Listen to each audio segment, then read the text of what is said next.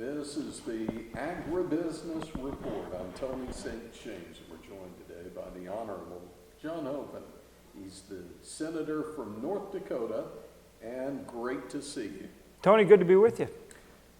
Let's talk about North Dakota for a moment. Normally when we talk this time of the year about conditions across the state, we would not normally be talking about this thing called drought. But wow, you've probably had enough of it by now. Yeah, we've had a real tough time with drought this year, particularly in western North Dakota. Recently had some rainfall, which has made it somewhat better in the eastern part of the state, but we're still dry throughout central and particularly in the west. And that makes it tough, particularly for livestock producers. As you know, we're a cow-calf state. We have a lot of producers, and so they're very short on grass going into next year, so they're looking at that. They're very short on feed, and they have to make decisions about what they're going to do with their herds. They've obviously shortened them up this year, but we want to see them keep those core herds intact, and so they're having to make some decisions there, and that's why we work so hard on the disaster assistance. Now, you are ranking member, Senate Ag Appropriations Committee, and that is actually a good place to be to find some help. WIP Plus, is that, will that provide some relief?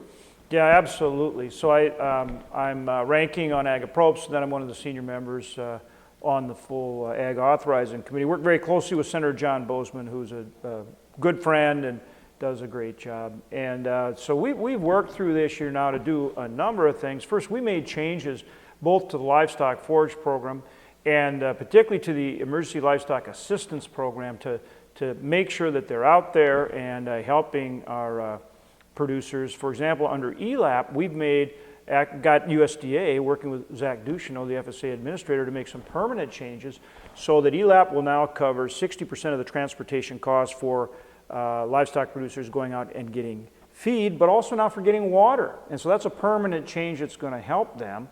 And then the other thing we did is we've now managed to get $10 billion in assistance for weather disasters across the country. Obviously for our state, much of the west, that's all drought, but there are other places like down in Arkansas, the southeast, and other places that have had excess moisture. In Iowa, for example, they've had the derechos, the straight winds. So you're seeing a combination of impacts across the country that affect both livestock and crops. And what we did is we put together a $10 billion disaster assistance piece, which is we've now passed fully through the Congress. The funding is in the hands of USDA, and $9.25 billion of that will go into the WIP Plus program, which includes a quality loss adjustment piece to help those crop producers where they don't have crop insurance or they fall in between, really getting crop insurance and in a way that truly helps them. And then $750 million that goes directly to livestock, and we're working to get USDA to move that funding out to our producers as soon as possible. In fact, talked to Secretary Vilsack about that this morning. When we talk about USDA and those local service centers, obviously they've been impacted, not necessarily by the drought, but by COVID. Have you heard about how the offices across the state are you wide open now with those offices? Are you happy with how things are rolling? Well, we're pushing them to get wide open and make sure they keep the people in the offices and they're out there meeting with producers. They need to do that right now. Now, we appreciate FSA and how hard they've worked. And Zach Ducheneau, the National FSA Administrator, is from South Dakota. We know him. We like him a lot. He's doing a darn good job. He's worked very closely with us. As a matter of fact, last week I had an interactive virtual session with him and our cattle producers from western North Dakota, talking about how we need to get this assistance, the $750 million, out to our livestock producers ASAP. And that it's not just about getting the funding out there, it's about defining the game plan and communicating it along with a timeline so that those producers can go in and make year-end arrangements with their bankers to get through this year and make decisions about what they're going to do next year in terms of having access to feed and so forth so that they can make decisions about what they do with their herds. They're going to follow the livestock forage program with that emergency assistance. I think that's the right way to go. And certainly FSA Administrator Ducheneau understands that's a priority, and he's got to get moving on that.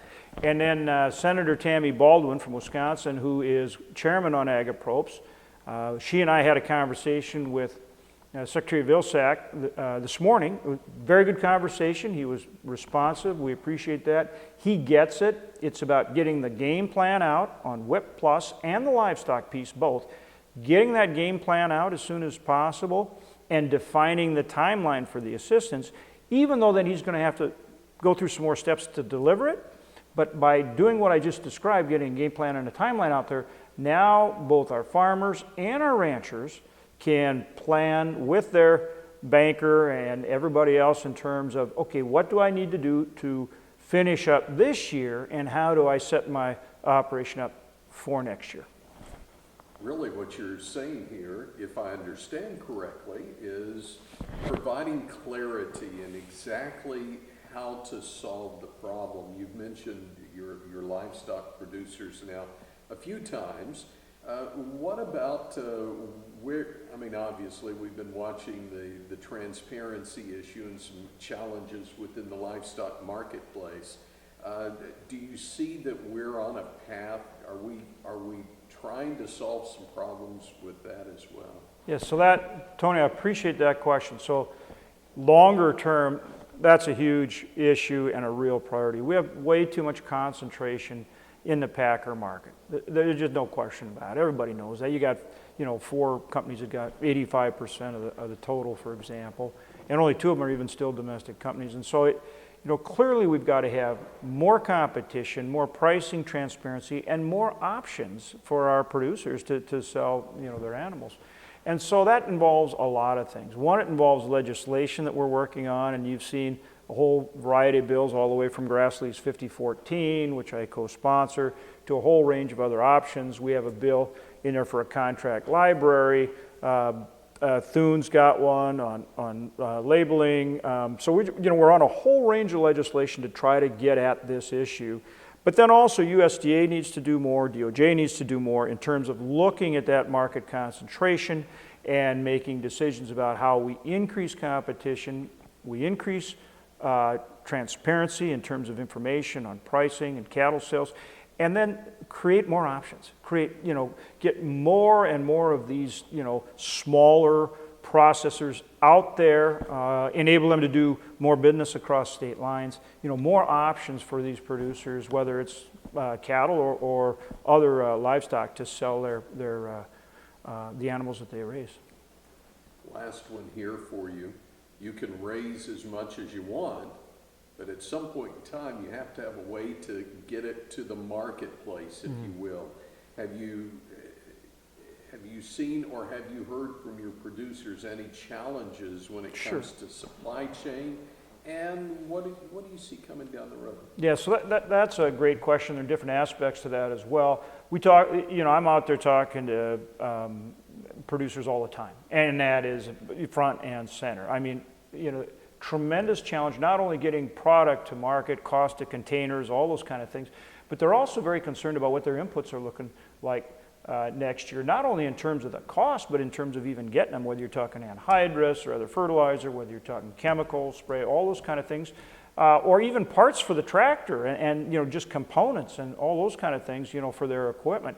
So that's a huge concern for them, that whole supply chain. Of course, that has ramifications all the way up through the food chain. And so that's a big concern as well for them as they're doing their planning. And so we've got to work on this very vigorously. And obviously the whole energy thing is, we've got to get back to producing that energy here at home. We've had a big push on that, and that's being held up by this administration. That's not good. So we need to get back to, because that underlies everything from your fertilizer and chemical costs, all those kind of things, to moving your product to market. As well as, we've got to stay involved in terms of the trade issues, making sure that our producers have access to markets and they're treated fairly. So good to see you. Thanks for the work you do and for the passion that you bring in not just working, but protecting ag. Yeah, well, and I got to finish here. I usually start and finish here. our farmers and ranchers produce the highest quality, lowest cost food supply that every single American benefits from every single day. God bless them. It's the Honorable John Hoeven, Senator from North Dakota, on today's Agribusiness Report.